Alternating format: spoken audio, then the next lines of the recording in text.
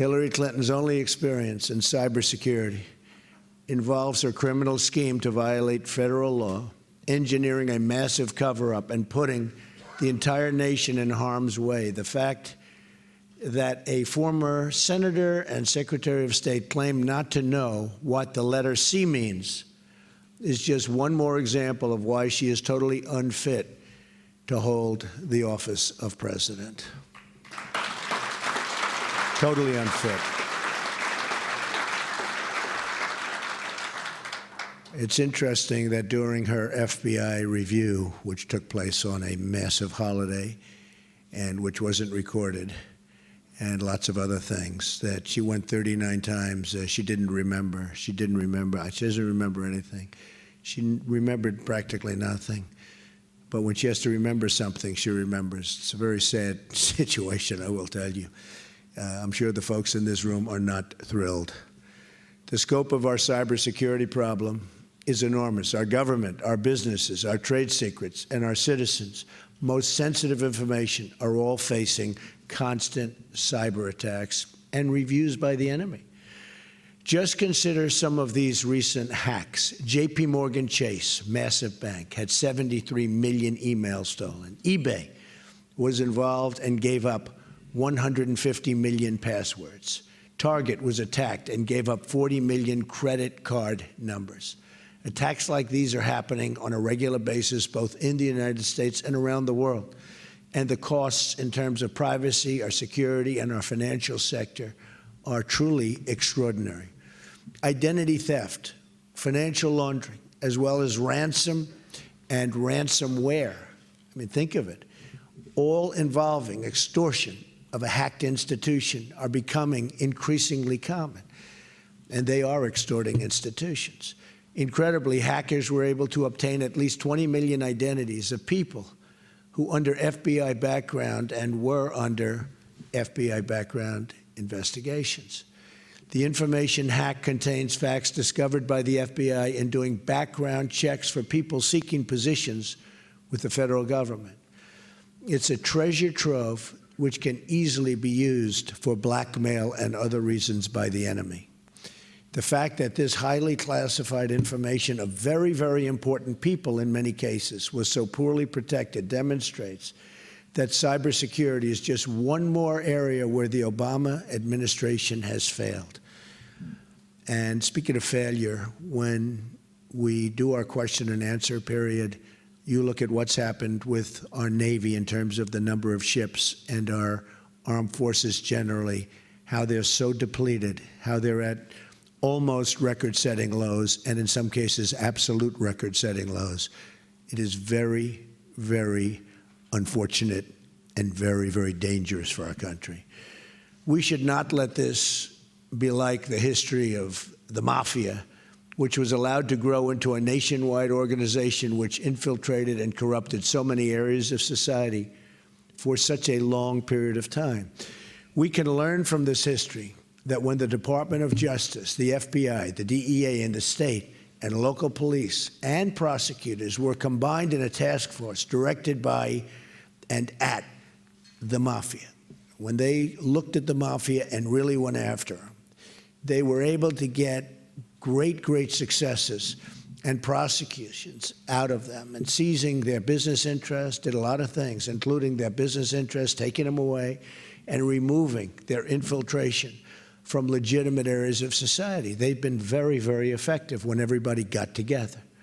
That was a long time ago. As president, I will instruct the Department of Justice to create a joint task force throughout the United States to work together with federal, state, and local law enforcement authorities and international law enforcement to crush this still developing area of crime. And it's getting bigger very fast. It's going to be harder and harder to do. I will make certain that our military is the best in the world in both cyber offense and defense, and in every other way, by the way, every other way. We've rarely needed it more than we do right now. I will also ask my Secretary of Defense and Joint Chiefs to present recommendations for strengthening and augmenting our cyber command. As a deterrent against attacks on our critical resources, the United States must possess, and has to, the unquestioned capacity to launch crippling cyber counterattacks. And I mean crippling. Crippling.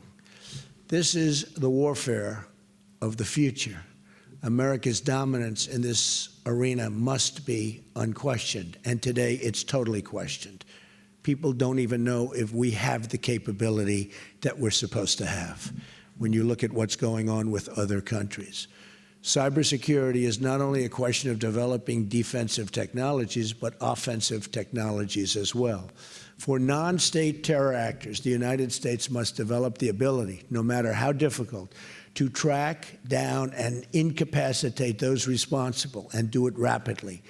We should turn cyber warfare into one of our greatest weapons against the terrorists, and they have to know it's coming, because right now they know nothing about us. It just seems they have an open blanket. It's like an open mark. Do whatever you want to do. Nothing's going to happen. Take our youth out of the country. Infiltrate our country in so many different ways. We can't let this happen. We have to have it stopped immediately before it's too late. Thank you. To enhance the defense of the other agencies of government, including our law enforcement agencies, so important and doing such a great job, by the way, we will put together a team of our best military, civilian, and private sector cybersecurity experts to comprehensively review all of our cybersecurity systems and technologies. The cyber review team will proceed with the most sensitive systems first, but ultimately all systems will be analyzed and made as secure as modern technology permits, and hopefully that's going to be our technology. We will also require that follow-up reviews take place on a regular basis, determined by the sensitive nature of the security involved.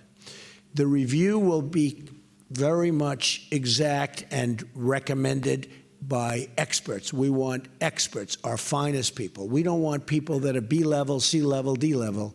We have to get our absolute best, and the recommendations have to be a combination of defensive technologies tailored to specific agencies and every other discipline involved. This will include the various methods of internal monitoring, attack and penetration, investigation of suspected hackers or rogue employees, and you have plenty of rogue employees, and identity protection for government employees. The review team will also remain current on the constantly evolving new methods of attack and will attempt to anticipate them and develop defenses as often as possible before breaches occur. And there are ways of doing this through modern technology, but we are not using that. And frankly, our technology is not up to date. We're letting it slip by.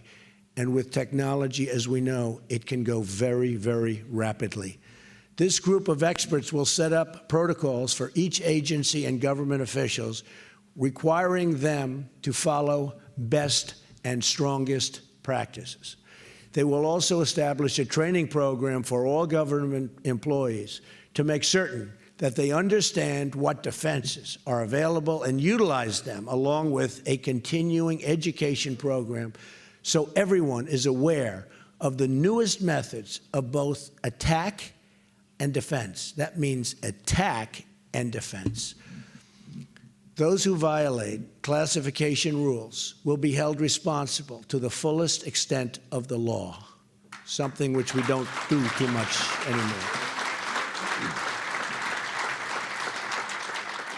You know, in our country, lately, we're more interested in protecting the criminals than we are in making sure that we're strong and powerful and know what we're doing. We're so interested in protecting criminals and people that want to do us harm. And I think we have to go back to a little more old-fashioned method of thinking, if that makes sense. I will appoint an Attorney General who will reform the Department of Justice, like it was necessary after Watergate. My Attorney General will restore the integrity of the Department of Justice, which has been severely questioned. Today is just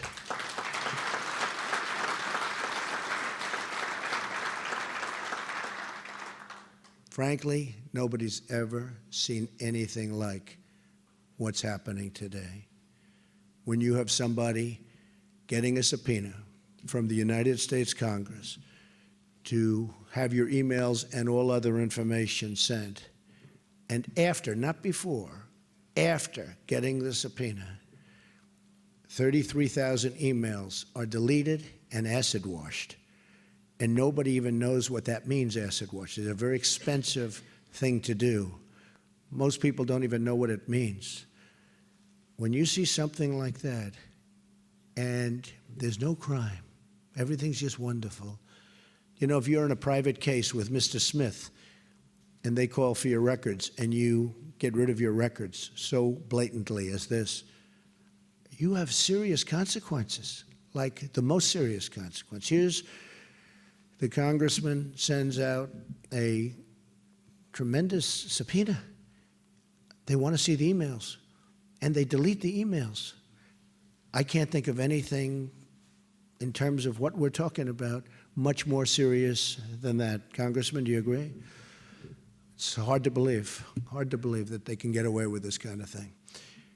Today is just the beginning of a long and overdue national discussion on how to protect ourselves from modern cybercrime and evolving national security threats, and how to develop the cyber offense strategies necessary to gain a critical security edge in the 21st century. We need the edge, and ideally a big one. I want to thank everybody in this room. I have such respect for the people in this room for being here. And now let's begin our discussion. Thank you very much, folks. Thank you.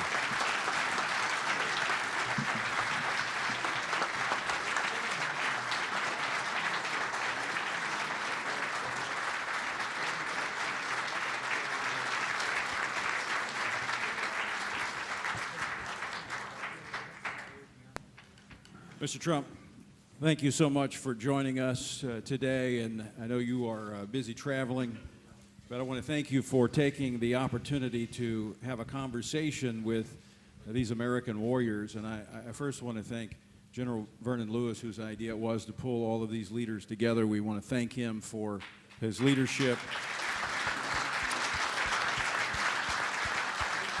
Before we begin, Mr. Trump, I just want to kind of give you an overview of who's in this room. We have gathered here warriors from across America who have fought and defended America and the ideals upon which America is founded in every conflict and war since World War II.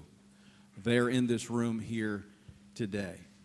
They have retired and hung up their uniforms, but they have not retired from their defending of their oath, and that is to defend the Constitution of the United States against all enemies, foreign and domestic, and they are here today in service to their country. And so with that understanding that you have a room full of warriors who are ready to report for duty to defend this country, we want to begin with our questions, and General Boykin will recognize our first general to ask a question. Well, I'd like to say thank you for being here as well. Our first speaker probably has seen more combat than anybody else in the room here, because he's fought in 3 wars. It's General Frederick or Fritz Croson. He was in World War II, Korea, as well as Vietnam. He commanded everything from the company to the corps level, and ultimately earned 3 Purple Hearts and 3 combat infantry badges. He had 3 4-star jobs. He was commanding general of the Forces Command, the Vice Chief of Staff of the Army, and the Commander-in-Chief of the United States Army Europe. General Croson, your question, sir. Thank you, General. Is this on? Is this on? You're on. I'm on. Mr. Trump, I only speak for the Army. It's not because I ignore the needs of the Air Force and the Navy, and I accept everything you have said about the cyber threat to us. But my question has to do with the United States Army, which has been too small ever since the Cold War ended, and we paid the peace dividend out of the defense budget, and the Army has been too small ever since. When we were committed into Iraq and Afghanistan, and the Chief of Staff of the Army was asked how many troops he was going to need to finish that war, and he said about 300,000. He was made a pariah, and nobody asked for his advice and counsel for the rest of his tour duty. We've been using that Army for the last 15 years, and it's the first time we ever went to war without expanding the size of the Army.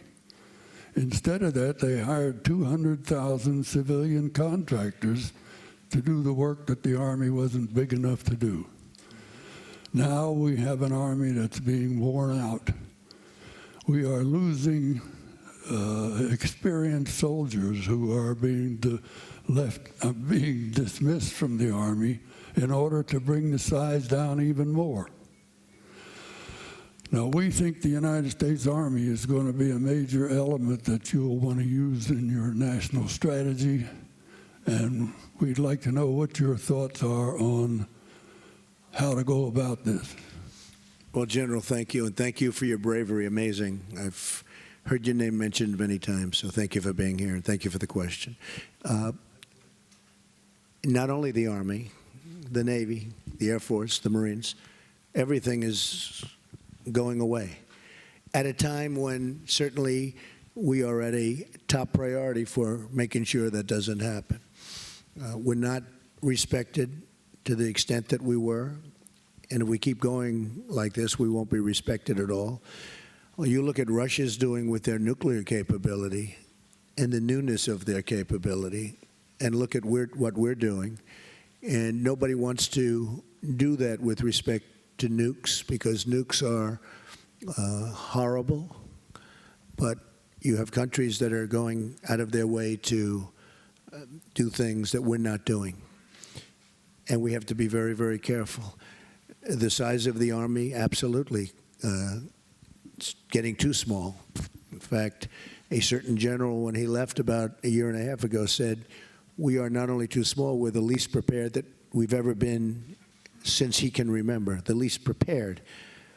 So it's a combination of that, of both.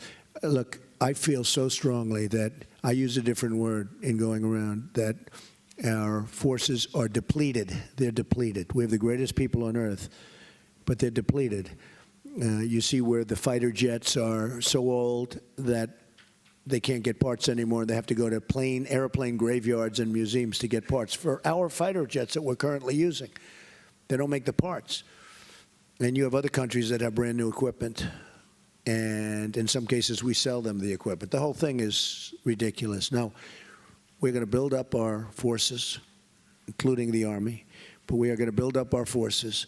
We have no choice. You know, they can talk about sequester, they can talk about all of the different things that they're doing, but this isn't like we have a choice. This is something where, and we're going to be cutting elements of government, certainly, but when it comes to the military, we have no choice. We cannot have a depleted military. We have to have the strongest military by far. And with that being said, as you know, we spend a lot of money on protecting other countries. And yet, those other countries aren't paying nearly what it costs us for that protection. They're getting one of the great bargains of all time. But we're spending on numerous countries, very substantial countries. You know the countries we're talking about. But we're defending them for a fraction of the cost. We have to go to those countries and we have to ask them to make contributions that are greater than the contributions they're making right now. You know, we're going to protect them. We're going to remain loyal to them. But at the same time, it's a two-way street. They have to help us also. So I think your question is a great one. We will build our military forces to a level that will be, I believe, stronger than ever before if I become President of the United States. Okay? Thank you.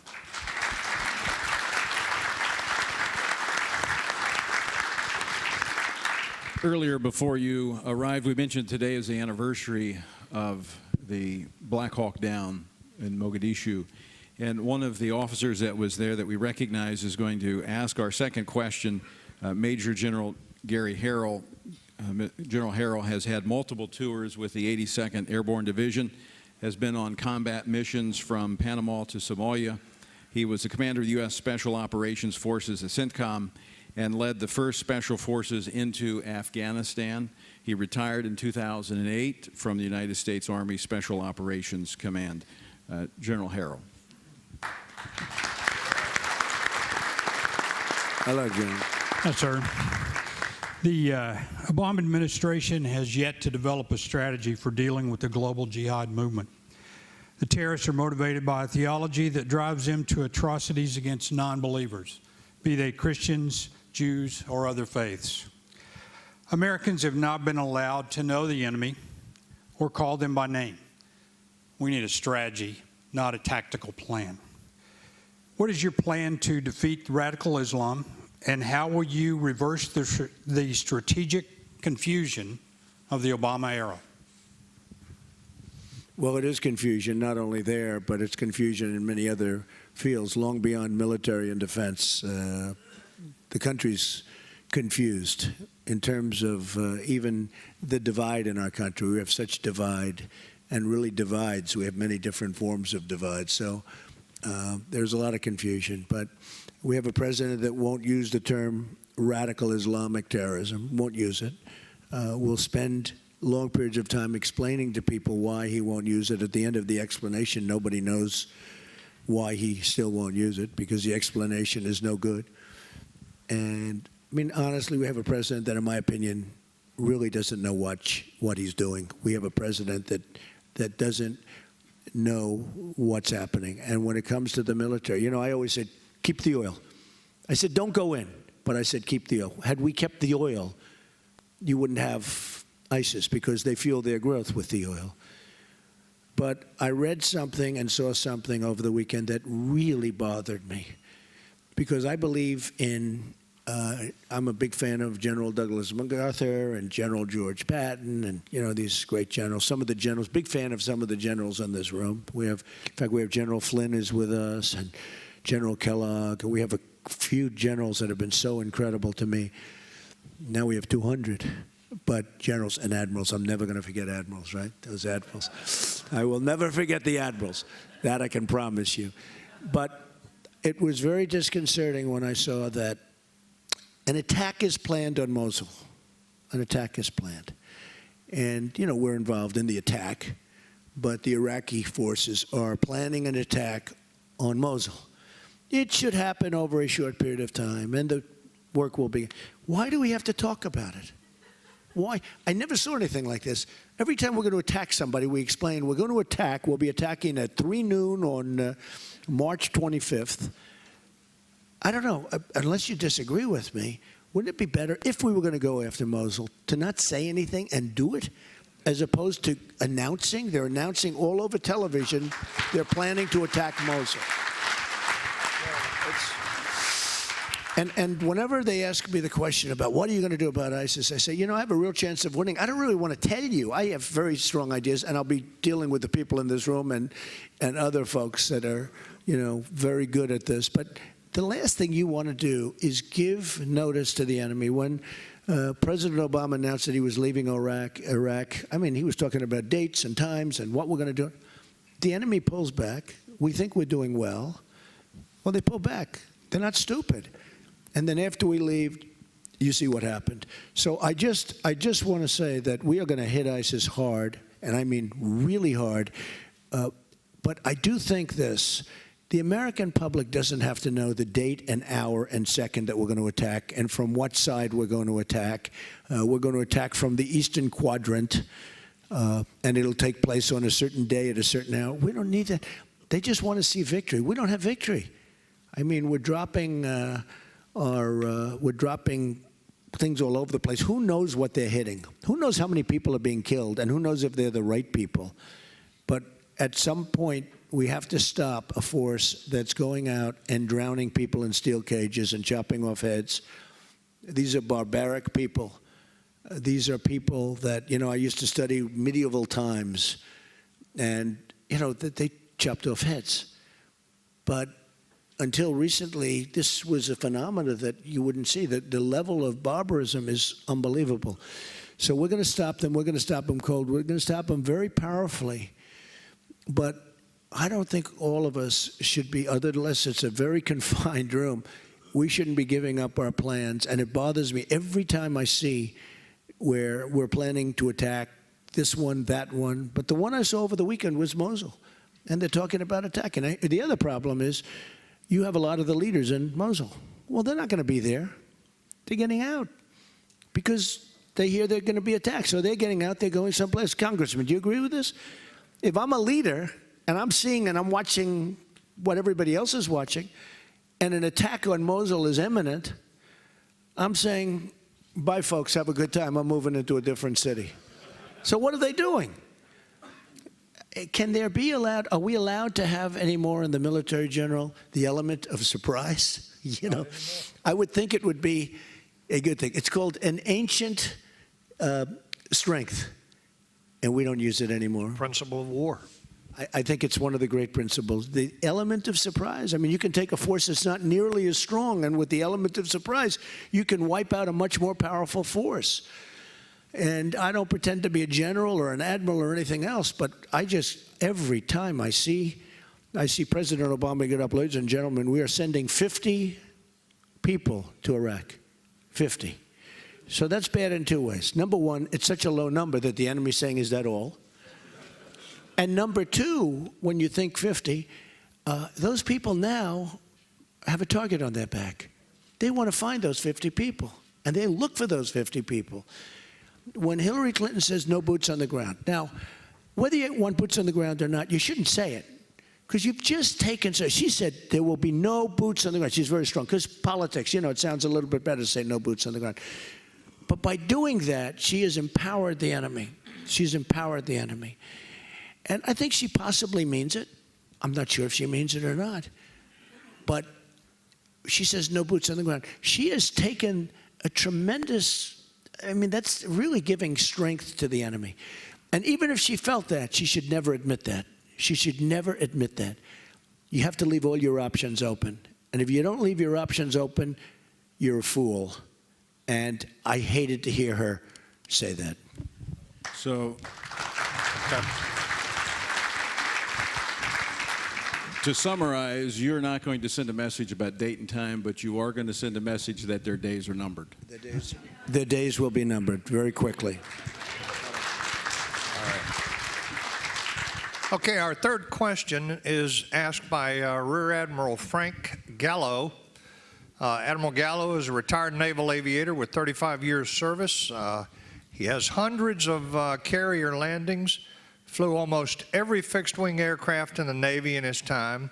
He's commanded at the squadron, wing, and fleet wing levels, and he was Chief of Naval Personnel Command for the Department of the Navy. Admiral Gallo.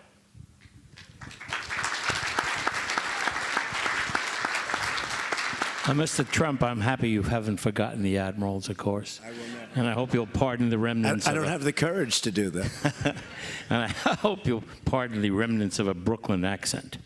The Department of Veterans Affairs has a horrible record of taking care of veterans. As you recall, there were lengthy lines at VA hospitals, substandard medical care, and falsified medical records and accounting. Leadership changes and new unrealistic laws have failed to correct the problems.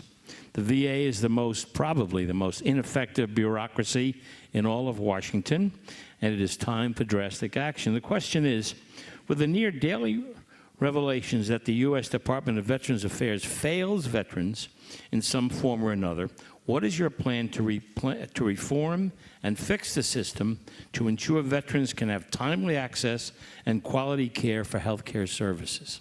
Okay, so first of all, I want to ask you one question. You had all those aircraft landings on the carriers, right?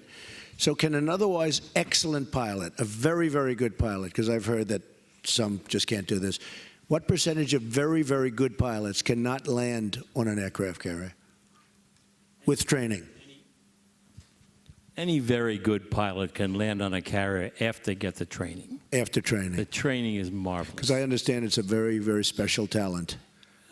It's a talent that you acquire if you start off with the basics. Okay, very good. See, he puts it down a little bit. That's very good. Okay. That's very good. I've heard it's very, very tough. The Veterans Administration is a disaster, the VA. It's a disaster. I have gone to all over the country, and I've met so many veterans, and I have tremendous veteran support. And I see what those people are going through. To see a doctor, sometimes it takes 6 and 7 days, and then you finally get there, and the doctor's gone on vacation. We have to change that whole system. It starts with management. We have to have a whole different set of protocols. And we have to get people off the lines. You know, people are dying, not only the 22 suicides a day, which is inconceivable. When you hear that, when I first heard that, I said, no, you mean a month. I mean, can you imagine a day, 22 suicides a day? A lot of the suicide is people can't get to see doctors, a lot of it, because the waits are so long. That's an administrative problem. And by the way, the VA has some great doctors. I've been told by some of the veterans that doctors are great when you can get to see them, many cases. So we have a plan, and it's been put out on my website, and people love it. If you're going to have a wait of 6 days, 5 days, 2 days, 1 day, we're going to give our great veterans the right to go out, go across the street to a private doctor or a private hospital or a public hospital, whatever happens to be in that community, without having to drive 400 miles to another hospital. And we're going to give them the right to see that private doctor, get taken care of, perhaps the private or public hospital, get taken care of quickly, effectively, and go about their business. And the government, we are going to pay the bill. That will totally reduce all of the waiting times, all of the problems. And I think it may actually get the VA to respond better to things because, you know, there is a little competition, you would think. But it's not like we have a choice. We can't let what's happening happen now. I mean, I've heard stories that are so horrible. I mean, people are killing themselves while they're waiting online because they can't, you know, they know it's days and days before they can have what could be a simple procedure, what could be a simple prescription. They have to wait so long and they end up, they can't take it. They can't take it. So we're going to establish a procedure where people can leave the line, go outside, take care of themselves, and the government's going to pay. And by the way, that's a far less expensive solution than other very foolish solutions I've heard. The veterans love it. They love it. But it's a far better solution than anything anybody's heard. And it's common sense, and it's there. And the doctors need the business, and the private hospitals and public hospitals need the business, and they're sitting there waiting. So we don't have a choice. We have to do that. Okay? Thank you.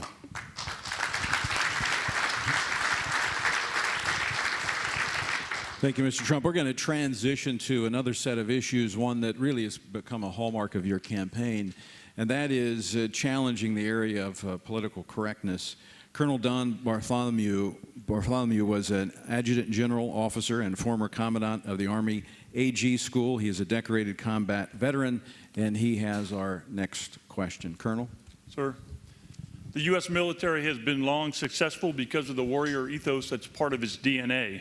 But under this administration, that ethos has been under attack and in some cases undermined by the forces of political correctness. The military has become an institution for social experiments, and as a result, the military has undergone a number of changes to regulations with regard to women in combat, transgender rights, and other issues. None of these PC actions were combat effective or readiness driven. In fact, the opposite is happening. Deployability, readiness, and morale are all adversely affected. So my question to you is, what will you do about the social engineering and political correctness that's been imposed upon our military? Well, we're going to get away from political correctness, and we're going to have to do that.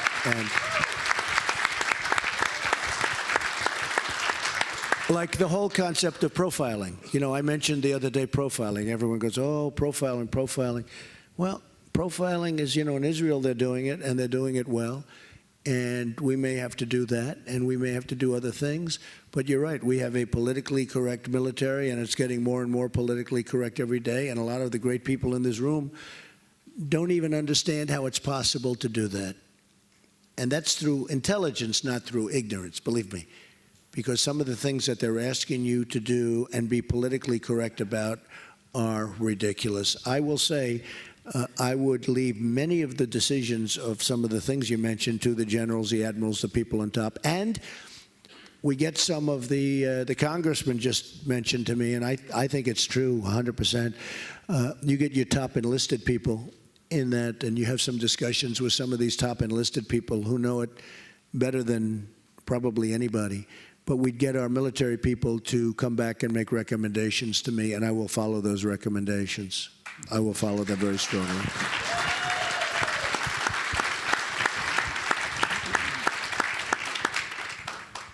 Mr. Trump, the next question will come from Colonel retired Chaplain Ron Cruz. Ron is a highly decorated Army chaplain. He's been deployed several times into combat areas in several different locations. He has personally witnessed the attacks on religious freedoms in the military.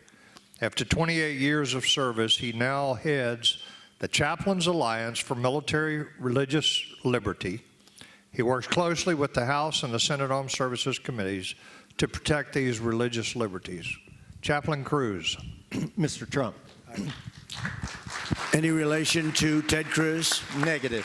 and Tom Cruise? Negative, sir. Okay, now you can take the question. Mr. Trump, Army chaplain, who is also a Ranger, Joe Lawhorn, had a potentially career-ending reprimand for the crime of using Scripture while mentoring a suicide prevention class. Navy chaplain Wes Motter, who is present today, was detached for cause and threatened with separation for using biblical answers to questions during pastoral counseling sessions with sailors in his command. Air Force Senior Master Sergeant Phil Monk was relieved of duty when his lesbian commander tried and failed to force him to vocally voice his open support for her personal views on marriage. Decorated veteran and retired Air Force Sergeant Oscar Rodriguez was forcefully removed from a friend's retirement ceremony because he intended to use the word God in that retirement ceremony. Marine Lance Corporal Monica Sterling was convicted at a court-martial for failing to remove Scripture from her personal workspace. Today, commanders are prohibited from having Bibles on their desk or using Scriptures while they're counseling troops. The Obama administration has deliberately set out to take the Christian religion out of the military. Mr. Trump, how will you and your administration combat these attacks on military religious freedom of expression? Well, thank you. It's a great question. And have we ever had a time like this? Seriously, has there ever been a thing like what's going on? The other day, just to add to your list, I was watching one of the news programs, and they had I think, high school football coach. You know, they're going into battle. Oh, is he here? Oh, stand up. Coach. Wow. They really Coach went after Kennedy. you for saying a prayer before that is just, I didn't know you'd be here. Wow. The world is changing, isn't it? So you're not allowed to pray before a football game. I thought it was horrible. I thought it was horrible. So what did they do to you? What happened? Sorry to take away from your question, but it's sort of an extension of your question. What did they do? Yes, sir. They put me on suspension, and then at the end of the year, they gave me a really adverse write-up of how well I did my job. I didn't change anything for 8 years. Always prayed after every game, and they just really slammed me on it, said what a horrible person I was, and ended up just not renewing my contract, so ultimately firing me, sir. I think that is absolutely outrageous. I think it's outrageous. I think it's very, very sad and outrageous. Okay? Religious liberty. Hey, it's about religious liberty. And there has to be a melding of both. We're living in a time where you have to have a melding of both. but it's very unfair what they're doing to religion in this country. And, you know, one of the things that I'm doing, and we have the Johnson Amendment. You know what that is? That Lyndon Johnson in the 1950s passed an amendment because supposedly he was having a hard time with a church in Houston with a pastor. And he passed an amendment saying basically if you're a pastor, if you're a religious person, you cannot get up and talk politics. You can't really, here's a prime example of it. You know how strongly I feel about it. And I had 50 pastors, ministers, I had priests, I had a couple of rabbis in a big conference room in one of my buildings, and we're talking. And I could see they really liked me, but I could also see they couldn't endorse me. And I said, just out of curiosity, why? Well, we can't do it because we lose our tax-exempt status. I said, why is that? In other words, you're taking away your freedom of speech. And they started telling me about the Johnson Amendment, which really was the first time. And I started studying it, and we had a meeting a month later. And I said, we're going to get rid of the Johnson Amendment because they're stopping you and our great people from talking. And Tony and all the people, I mean, these are the people we have to hear from, and we want to hear from them. And you don't mind opposing views, but they're stopping you from speaking. And actually, your opposing views are able to speak, because they don't have to worry about tax-exempt status and things. So I think it's very unfair. And one of the things I will do very early in my administration is to get rid of the Johnson Amendment so that our great pastors and ministers and rabbis and everybody, and priests and everybody can go and tell and can participate in the process. I actually looked at 50 people in the room. They're strong people, powerful people by personality. And I said, they're really holding your voice back. So you're these powerful people. Some were incredible speakers, just a natural gift for speaking. And I pointed down, way down on the street on Fifth Avenue. I said, so those people walking along the street have more power than you do. And I think that's very unfair. You should be able to speak. And I think that will go a long way to addressing the problem that you had. But you have lost a lot of it's amazing. The church and religion has lost tremendous power and positive power. This isn't negative power. This is positive power by the fact that they are essentially prohibited from speaking because of the tremendous problem they have. So one of the things I'm going to do, and I have tremendous support with the evangelicals and with the Christians and with everybody, is we're going to get rid of the Johnson Amendment. That is very, very unfair. Okay?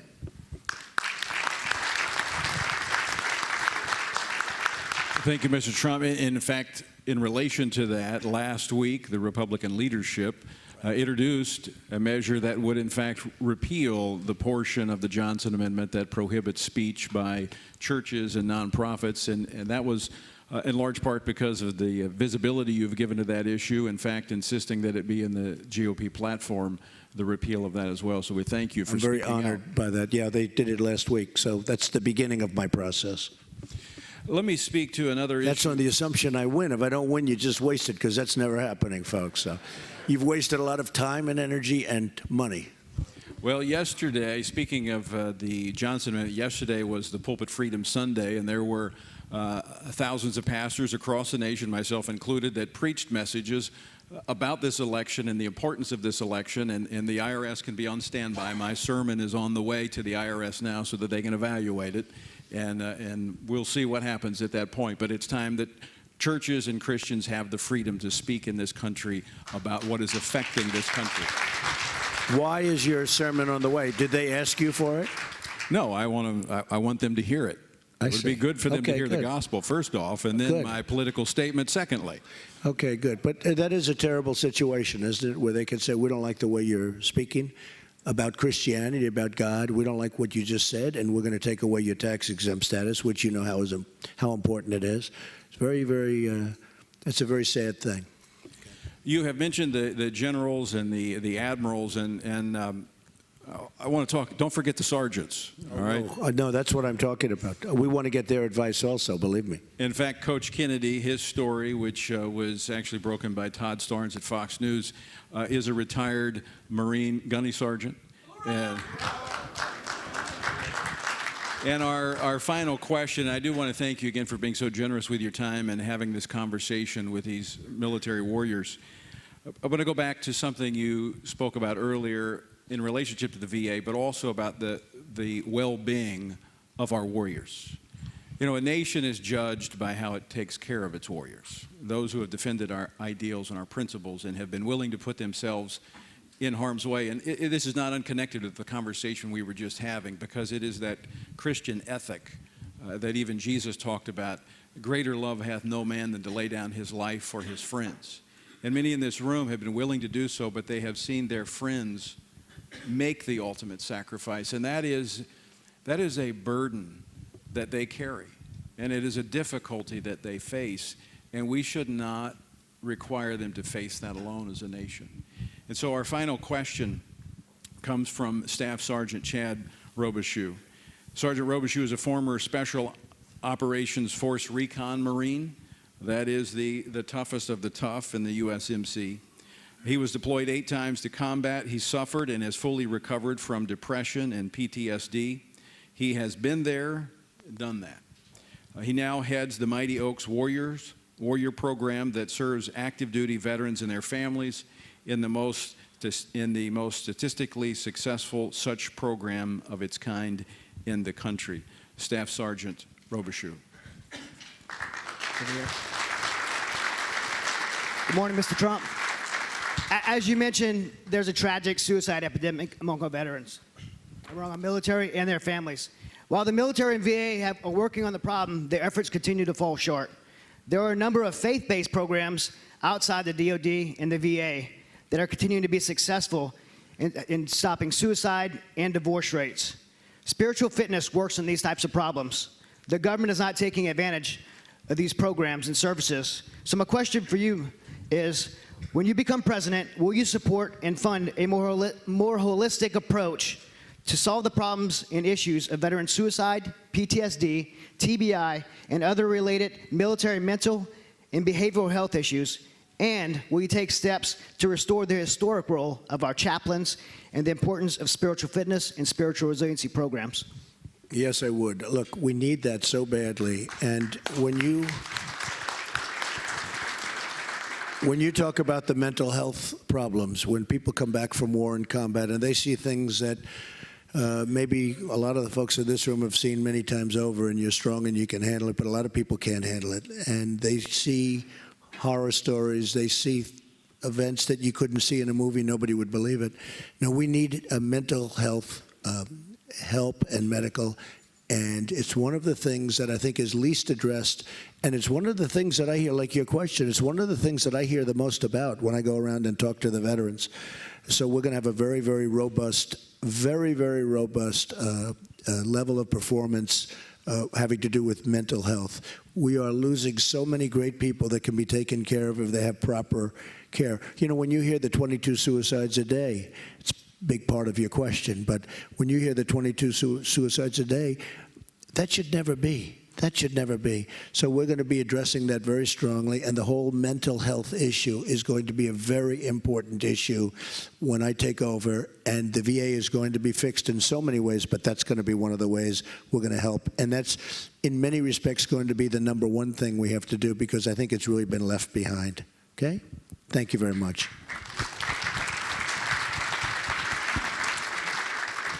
Just say one thing, Tony. We were talking last night, and one of the things that we are excited about is that you're beholden to nobody, except maybe Kellyanne. Yeah. But you're going to have to choose leaders. You're beholden to no one.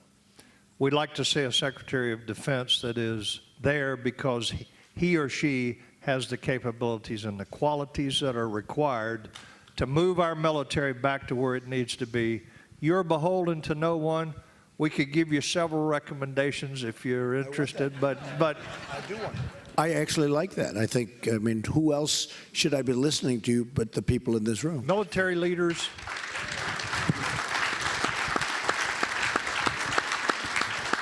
Obviously, we believe that some of your key appointments will be the military leadership, 100%. Civilian and uniform. I agree 100%, General.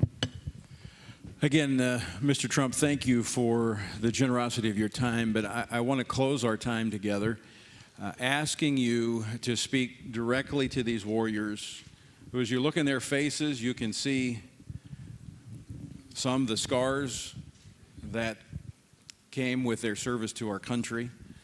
You can see the years that they have devoted to the principles and ideals that made America great. But they're here reporting for duty again. They realize that a lot is on the line for our country.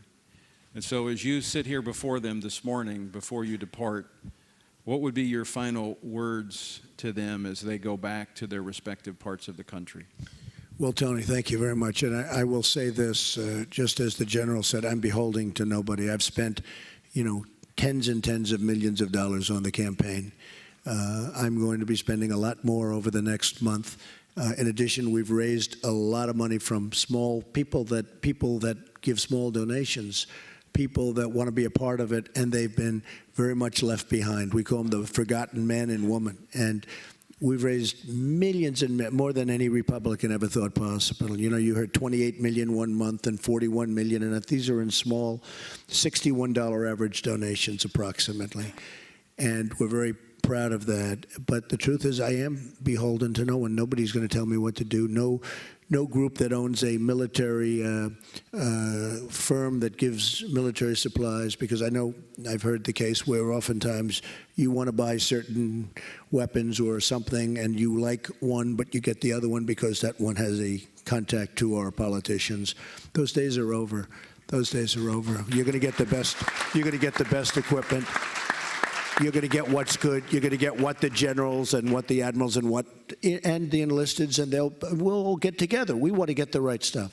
But the truth is that the people in this room and your representatives all over this country, the military people, are so important to our country. Without you, we wouldn't be here. I don't think you've been given the respect that you deserve.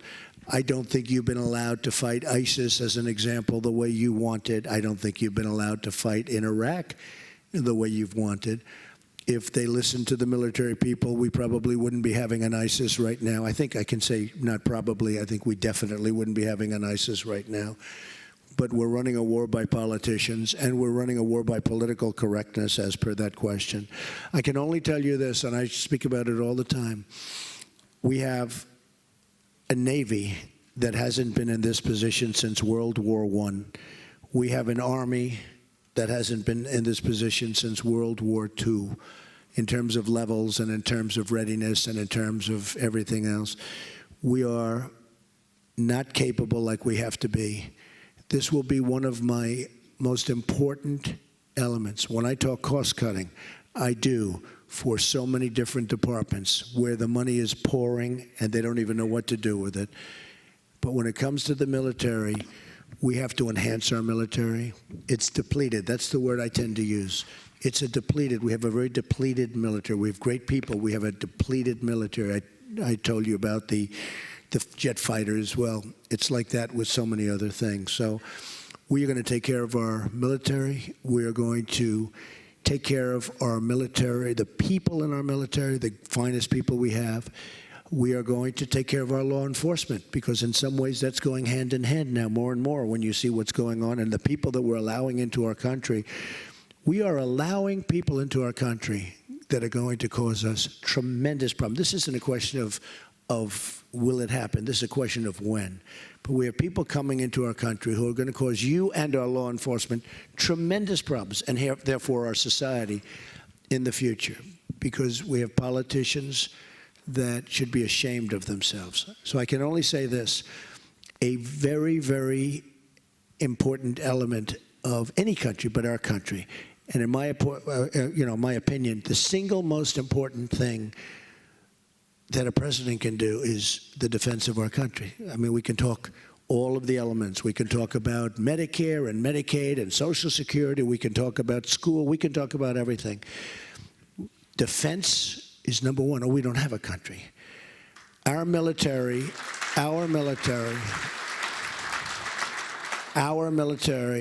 and the strength of our military and the strengthening of our military is a number one priority for the Trump administration. And the world's going to respect us again, and they don't now. A lot of that has to do with the leader, and a lot of it has to do with leadership. But our country is going to be respected again, and we are going to make America great again. Thank you all very much.